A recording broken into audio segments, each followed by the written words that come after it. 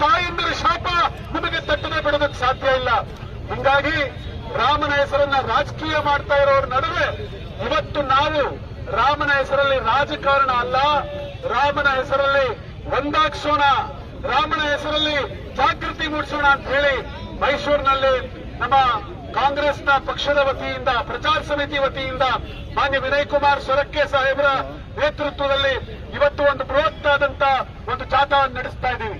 ನಾವು ಗಮನಿಸಬೇಕು, ಇಡೀ ದೇಶದ ಮಾಧ್ಯಮಗಳು ಅವತ್ತು ಅಣ್ಣಾ ಹಜಾರೆ ಮಕ್ಕಳು ಬದಲಾಯಿಸಿದ್ರೆ ಸಾಕು ತೋರಿಸ್ತಾ ಇದ್ರು, ಅಯ್ಯೋ ಅಣ್ಣ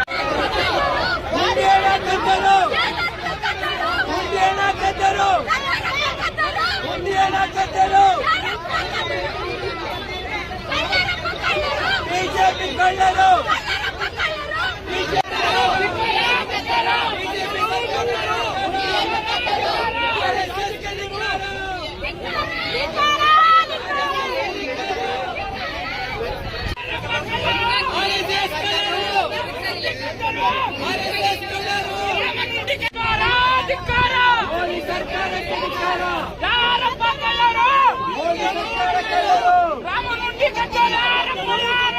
ತಗೊಂಡು ಕರ್ನಾಟಕದ ಅತ್ಯಂತ ಸಂತ್ರಸ್ತ ಕನ್ನಡಿಗರಿಗೆ ಕಾಂಗ್ರೆಸ್ ಪಕ್ಷ ಕೊಟ್ಟಂತ ಕೊಡುಗೆಯನ್ನ ತಿಳಿಸುವಂತ ಪ್ರಯತ್ನ ಮಾಡ್ತಿದ್ದಾರೆ. ಬಿಜೆಪಿಯ ಈ ದುಷ್ಟ ಭ್ರಷ್ಟ ಸರ್ಕಾರ ನಾಶ ಮಾಡೋದಕ್ಕೆ ನಾವು ಬಿಡೋದಿಲ್ಲ ಅಂತ ಹೇಳಿ ಈ ದೇಶದ ಯುವಕರು ಒಟ್ಟಾದ್ರು. ಇವತ್ತು 21 ಜನ ಮಕ್ಕಳು ಯಾವ ಹಂತದಲ್ಲಿ ಅವರೆಲ್ಲರೂ ಕೂಡ ಪ್ರಾಣ ಕಳ್ಕೊಂಡ್ರು.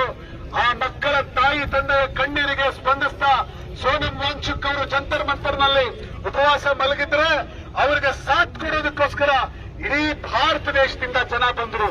ನೀವು ನೋಡಬಹುದು, ಅವತ್ತು ಅಣ್ಣಾ ಹಜಾರೆ ಅವ್ರನ್ನ ಕಾಂಗ್ರೆಸ್ ಸರ್ಕಾರ ಅದೆಷ್ಟು ಗೌರವದಿಂದ ನಡೆಸ್ಕೊಳ್ತು ಅಂತ. ಆದ್ರೆ ಇವತ್ತು ಸೋನಂ ವಾಂಗ್ಚುಕ್ ಅವ್ರನ್ನ ಯಾವ ರೀತಿ ಬಲಾತ್ಕಾರದಿಂದ ಅವ್ರು ಎತ್ಕೊಂಡು ಹೋದ್ರು ಅನ್ನೋದನ್ನು ಕೂಡ ಇವತ್ತು ಇಡೀ